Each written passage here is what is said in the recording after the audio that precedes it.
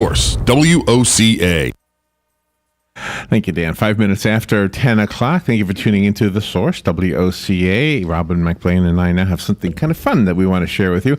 If you are interested in local history, and by local I mean Ocala, and I mean Central Florida, and especially if you are looking for like a day trip to do with the kids that's also educational, I'm going to give you some information in the course of this half hour or so that'll be really interesting. I think this is a fun topic.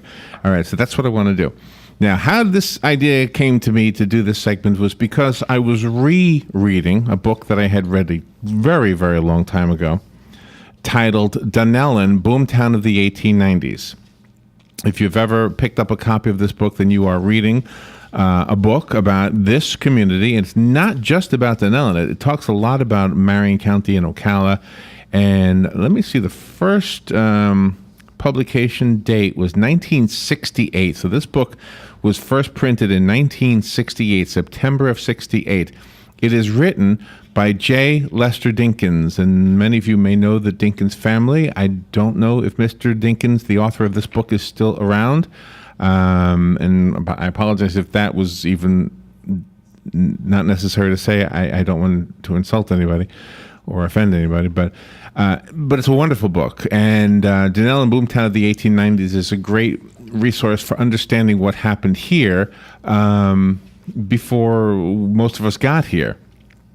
And so I want to start with a part of the book that talks about one of the areas that Robin and I visited when we were looking to paint. And just a real quick recap of what happened back in those days. We were raising money for the for the Marion County Literacy Council. And our idea that year, which was 2 years ago we did this? 2 years ago. Our idea was to paint landscapes. And because I had my dog, I wanted to go to state parks because state parks allow dogs. Yeah, we were doing plein air. So basically in a nutshell, we were doing oil paintings to raise money for the Literacy Council, and we were going to the different state parks. And in doing so, we discovered that Florida has some really, really beautiful state parks, really manicured well, taken care of, and they all seem to have some kind of a story associated with them, many of them historical in nature. Most of the state parks also have some kind of swimming. Mm-hmm. There's one that doesn't, though, and there's perhaps more than one that doesn't, but the one that comes to mind is the Dade Battlefield State Park. Mm-hmm. Dade Battlefield State Park. It's not in Dade County. It's just south of here, not that far from here. Yeah. And if you've ever driven down I-75 or maybe down 41, Highway 40, No, 41 that goes through Dunnellon. Mm-hmm. You may have seen a sign that said Dade Battlefield, and it just kind of passed the sign and never went in there.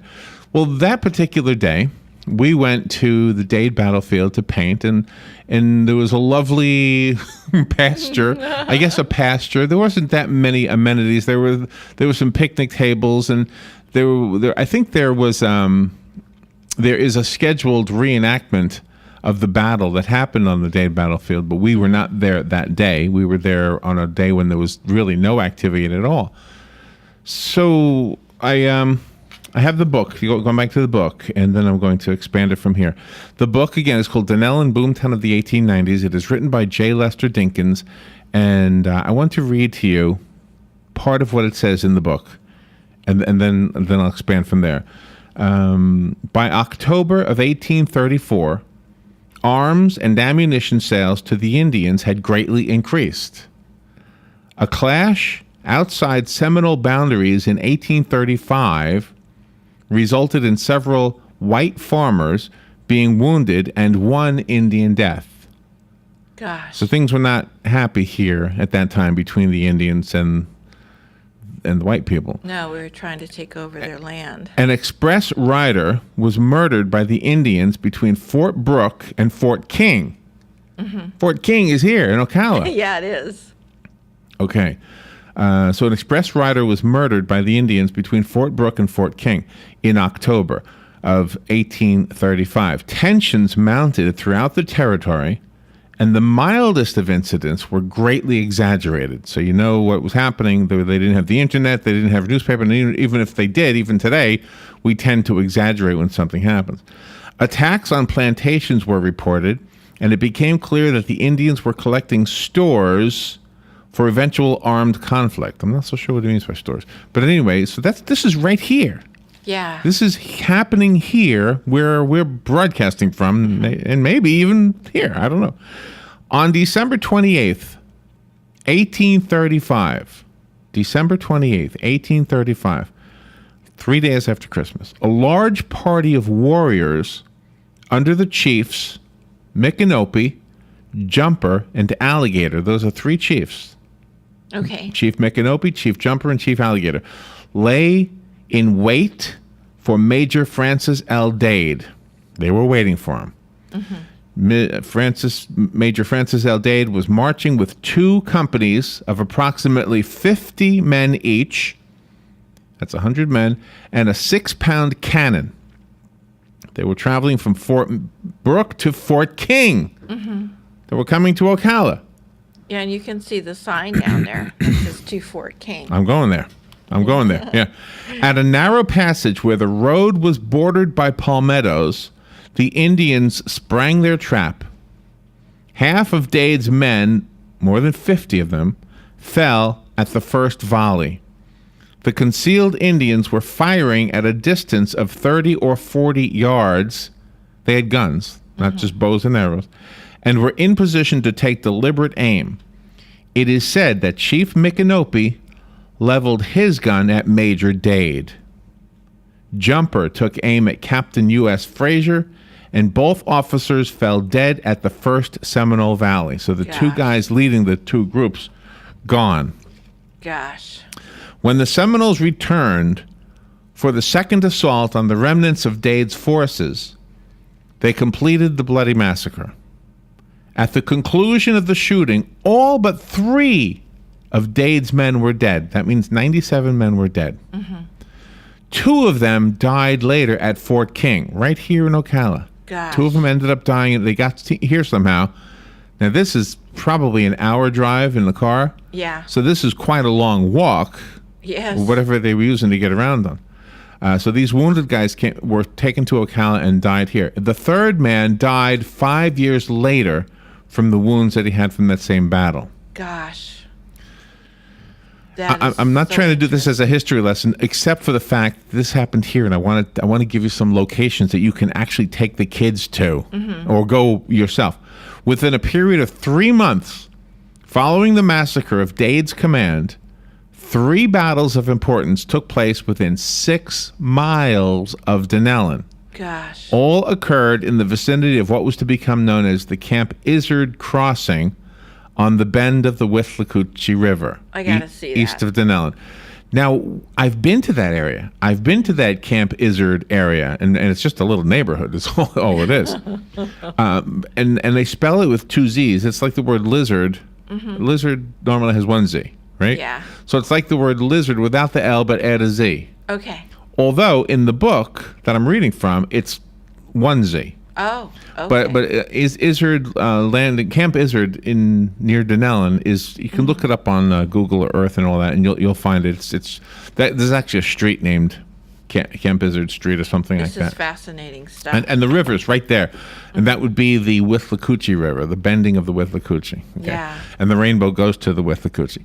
Okay, now I'm not doing this to give history lessons. I'm starting with a history lesson, and then going to something I think more fascinating, because you can go to these places, and that's what I want to take you to now with the broadcast. And that's fascinating. I love that. So if I want to give you a website, first of all, and I know we have a break in about 45 seconds, but I want to tell you about a website that has this and so much more. And so you can be 2 steps ahead of me by the time we come out of the break. The website is exploresouthernhistory.com. Wow. Nice. If you go to this site, exploresouthernhistory.com, the folks who put this together have done a really fabulous job of putting together a great resource for the history of us right here in this community, including Fort King. And that's what I want to do when we come back. I want to talk a little bit about Fort King, and then I'll tell you some of the other hot spots that you can go to, including Marjorie Kinnan Rawlings' home up in Cross Creek, and even maybe some more about the Dade battlefield. We'll do that when we come back. Okay. The weather is brought to you by myfwc.com. Safe boating is no accident. Intervals of clouds and sun today with a thunderstorm around this afternoon and evening. The high today 87 to 91. Partly to mostly cloudy overnight, low 71 to 75. Partial sunshine tomorrow with a couple of showers and a thunderstorm around during the afternoon and evening hours with a high of 86 to 90. And for Thursday, a mix of sun and clouds with a shower and thunderstorm or two, especially in the afternoon, high 88 to 92. From the Florida Weather Center, by meteorologist Joe Lundberg. Did you know that Marion County has a vast equine business? Tune in every Friday at 9:30 for Horse Sense, when we connect, communicate, and educate you on ways to participate in and enjoy all the equine adventures this area has to offer. Sponsored in part by Infinite Day Spa, Almara Arabian Horses, and Florida Thoroughbred Breeders Owners Association, FTBOA. Fridays at 9:30 right here on The Source. I'm a different breed. Hi, I'm Yvette, and I'm here to tell you a few things about ABC Fredericks Appliance. They sell not only new, but used guaranteed appliances. When you call ABC Fredericks Appliance, they will provide service on what they sell and any appliances that you own. ABC Fredericks Appliance is located in Bellevue, right over the railroad tracks. Call 352-629-5181. That's 352-629-5181. That's 352-629-5181. ABC Fredericks Appliance. News Talk 1370, WOCA invites you to discover your full business potential. News Talk Radio is the perfect environment for your advertising. WOCA's News Talk format pinpoints information-hungry, better educated, high-income adults, so use us to talk to them. Call 732-8000, 732-8000. We're Ocala News Talk Radio. News Talk 1370, WOCA.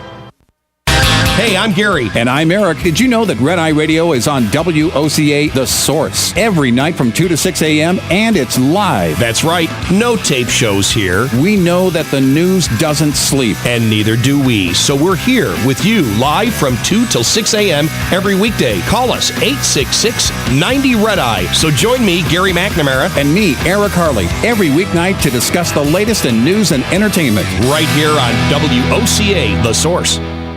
Hey, Matt, I know Sunrise Automotive does auto stuff, but I need some tires for my truck. Can you recommend someone? Yes, I can. We do that. No, I mean, I need them installed and balanced and all that. Yep, we do that. Well, my son needed his windows tinted. Yep, we do that. I need my seat replaced. Yep, we do that too. I need a new roof line, and a new spoiler, and a new Yep, trunk. we can even do that too. Okay, I get it. I suppose you can also do a radio show too, huh? Well, as a matter of fact, join me every Monday at 10 for auto repair with personal care here on The Source. Of course you do. All right, thank you. 18 minutes after 10 o'clock, and let's return to what we were talking about before the break. We're talking about the history of the local area, Ocala, Marion County, Dunnellon, etc. But not just the history, but looking at the history as a reason for some of these places that otherwise are just places. So that when you decide, well, what do you want to do with our summer vacation? You know, what do you want to do? Do you want to go to Disney World? Do you want to go to Universal Studios? Okay, get them out of the way, get them out of your system, and do some of these cool educational things. You'll learn something, and the kids will go there. Let's say you go to the Dade battlefield with some children, and they understand, oh my goodness, 197 men died here. Yeah. And then if you're from Ocala, you say, and two of them died in Ocala. They went to Fort King. And if you've ever driven down Fort King and you've seen that sign that shows you where the fort actually was, and you've never gotten out of the car, maybe get out of the car. I think it used to be log cabins over there. I'm not really sure. Yeah, they built a facility. So I want to talk about that and some of the other things. And again, the website that I'm getting, except for what I read for you from the book, Dunnellon, Boomtown of the 1890s, the information is on a website that is available to all of us. It's called exploresouthernhistory.com. Very cool. And I know somebody's waiting patiently. Good morning. Thank you for waiting. Larry, this is great stuff. It's really interesting. Oh, I'm glad you like it. You know, if a family did want to kind of make a day out of this, they could go down to the Dade battlefield, and then Fort Cooper, just outside Inverness, is also another Seminole War site where they have part of the actual road that ran, to Fort King, and then they could go to Fort King so they could, make a little couple of hours, do the whole thing. And I just wanted to say one thing about the Dade battle. As you mentioned, the 100 men that fell there, that represented a huge percentage of the American Army, which was only a few thousand men. So, in modern terms, that would have been a horrible defeat, for the Army, because it was such a large number of the available men. And at that time, it was kind of like a Pearl Harbor or 9/11, because this defeat by the Indians kind of galvanized the American public into wanting to, attack Florida, and finish off the rest of the Seminoles. And when you read the story, you do, boy, I hate to be a sympathizer to who used to be the enemy, but I really think, I feel bad for the Seminoles. It's almost like, oh my goodness, they're basically defending their own land, You have to, do you agree? Do you feel that? They were promised that land in the treaty, and then, of course, you know what happens usually when those things happen. Yeah. I would like to add one more little kind of interesting tidbit. The column had marched north from Fort Brooke, which is now Tampa, and after the battle, one of the officers had a little dog that was follow along with the troops, And after the battle, that little dog showed up at the fort down in Tampa. He made it all the way from there to Tampa, trying to get home. And I just think that's a great little story. And I love dogs anyway. That is cool. Thanks, Larry. This is great topic. Thank you. Thank you. And see, that little tidbit of information right there, that would be the thing that a child would remember. Oh, there was a dog. Right, exactly. 97 men died, but there was a dog. Yeah. No. All right, now Pete brought something really interesting up, and it dovetails nicely with the next thing I want to tell you. It's about Fort King. He is exactly right. The treaty was supposed. Now, first of all, we're on their territory in the first place. Yeah. But by the time it was the 1800s, the early part of the 19th century, we've already pretty much said, okay, this is going to be ours, but here you can have this part. And this part for them included a large area of the state of Florida. Mm-hmm. Okay. Before we decided to send them all to Oklahoma. Yeah. Okay. Right. And Fort King played a huge role in that whole thing. Let me just read to you and now I'm reading from the website exploresouthernhistory.com. Fort King was built as a result of the 1823 Treaty of Moultrie Creek, signed between the United States and the leaders of the Seminole Nation. That treaty required the Seminoles to relocate to a large reservation in what is now Central Florida, where we live. The Moultrie Creek Treaty also prohibited white people from entering or settling on Seminole land. So they weren't allowed to come to our place. We weren't allowed to go to their place. Mm-hmm. Once again, in history, we figure out that the best way to live is separated. Of course, that doesn't work. As the Ocala area was central to the main Indian towns, the Army built Fort King. Mm-hmm. That's the fort right here, to assure that both sides followed the terms of the treaty. Their job was to make sure that we both behaved ourselves. Of course, as Pete pointed out, we failed at that. The original fort consisted of several log buildings and a log stockade, and was held by the Army from 1827 through 1829 because of its distance from Fort Brooke, as Pete mentioned, in Tampa, in the Tampa Bay area. The Army decided that it was too costly to supply and evacuated the Fort King the next year. I just think it's fascinating. And when you read about these things and you kind of absorb these things, and you have this wonderful website, exploresouthernhistory.com. I have no connection with them, by the way. I'm not trying to make money, and they don't charge anything anyway. Yeah. So I don't want anybody to think I have any ulterior motives here. That's right. In fact, I'm going to like it. I can click the like button for Facebook. All right, let's go to the phone. Good morning. I can hear you on the air. Good morning. You're on the air now. Good morning, Larry. Hey, there was another tribe of Indians in this area and in the state of Florida, basically between here and San Jose, called it the Timucuans, Timucans Indians. And they also were very similar. They were very much like the Seminole Indians, but you don't hear a whole lot about them. But there's a book about Florida history that was written by Father Gannon, Dr. Gannon. I took one of his classes at the University of Florida. And it talks about them. They were mainly, they were kind of more passive, I guess, than the Seminoles. But the other thing, in terms of the treaties, most of those treaties that were signed by the Seminoles were just drawn up. They were basically unilateral. They were treaties that were drawn up and basically given to the Indians and say, here, sign this. And most of the time, a lot of times they didn't. Most of those treaties, they were unilateral, really. But I'm glad you brought this topic up, because the history of the Indians in the state of Florida is very interesting. And it's not, you hear a lot about the Seminoles, but they weren't the only Indian tribes here, basically. They were the most aggressive, I'd say, in terms of defending, their territories and those types of things. But they were not the only Indian tribes. A lot of people think, oh yeah, it was just the Seminoles, but they were not. But I'm glad you brought this up, because I think this is a part of history that's very well neglected. The other thing too, when the Indians were kicked out and told to go out west, they had slaves, that had run away and that were in the tribes with them. And the soldiers told them, said, well, you can take your slaves, but they can't take their weapons. And the Indians said, forget that. That ain't going to happen. They can take their weapons, and we'll take them with us. But it's very interesting. Wow, that is cool stuff, yeah. The history of the Indians, I've read, quite a bit of history about it. And it is interesting. I'm glad you brought the topic up. Have a good day. And thank you, Lenny. And obviously, in the short 25-minute segment that we have, there's no way to cover it all. And my main thing, as a radio show host, I just wanted to share with you something I find hugely interesting, and the resource, because the resource is really the best thing. The book that I read from is called Dunnellon, Boomtown of the 1890s. Lenny mentioned the Timucuan Indians. The Timucuan Indians are covered in the book by J. Lester Dinkins. Mm-hmm. He describes the Timucuans as attractive people. He says the Timucuans were physically large, muscular, and well-proportioned people with skin of a light brown color. The women climbed the tallest trees with agility and were seen swimming the rivers, carrying their children on their backs. There you go. Women that climbed trees and swam in the river. You guys, you love those women.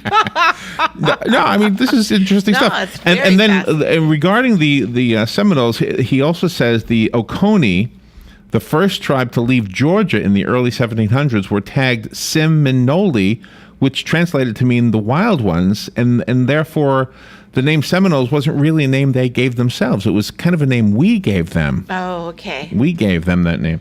All right, let's go back to the phone. I hope I didn't cut somebody off. Good morning, you're on the air. Hey, this is Jim from Anthony. Hey. I believe that a team from the University of Florida did some anthropological diggings around the Fort King area. It seems to me that I recall something published in maybe the Ocala Star-Banner that showed a little map about what they found there. I bet a little research would turn that up. That was extremely interesting. And you're right. We got a lot of local history and very interesting things within 100 miles of Ocala that people could do a staycation and really learn something about our ancestors. Absolutely. Good advice. Absolutely. Great idea. Thank you. And by the way, that's a great book by Mr. Dinkins. I've read it several times. Yes, it is. Yes, it is. And thank you for that. I'm reading it for the second time now. And the first time I read it was before I had visited the Dade battlefield. So now, when I read that part about the Dade battlefield, it comes to life for me because I know exactly where they're talking about.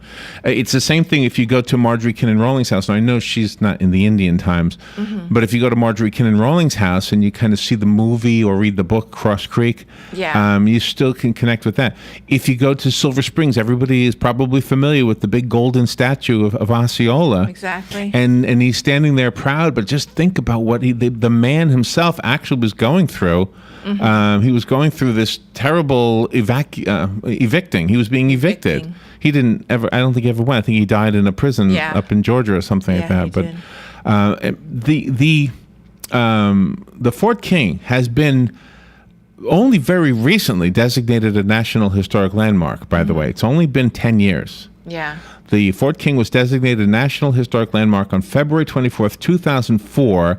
It is now open to the public Friday, Saturday, Sunday, and Monday from noon till 7. That's pretty awesome. Or dark, whichever comes first. I can see a video in our future. Yeah, try to make a plan to go see some of these things.